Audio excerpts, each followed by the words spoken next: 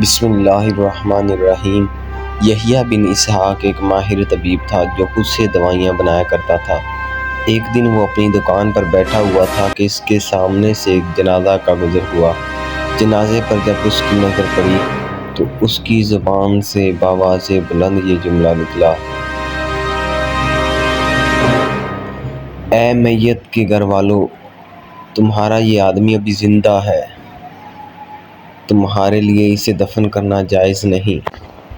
جنازے کے ساتھ چلنے والے لوگوں نے ایک دوسرے سے کہا: اس طبیب کی بات کوئی نقصان دہ تو نہیں ہے، چلو اس کو اپنا مردہ دکھلاتے ہیں اور اس کا امتحان بھی لے لیں گے۔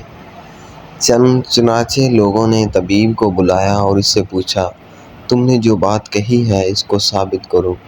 طبیب نے ان سے مردے کو گھر واپس لے چلنے کو کہا۔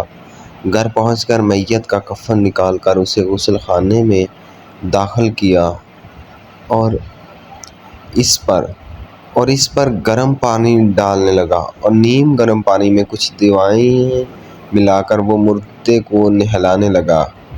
کچھ ہی دیر بعد اس کے جسم میں تھوڑی سی حرکت آئی۔ طبیب خوشی سے چیخ اٹھا: مردے کی زندگی کی بشارت قبول کرو۔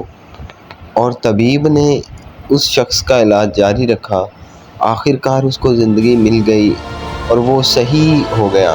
جب طبیب سے پوچھا گیا کہ آخر کس بنیاد پر تم نے جنازہ دیکھ کر سمجھ لیا کہ وہ مردہ نہیں بلکہ زندہ انسان ہے، تو اس نے بتایا کہ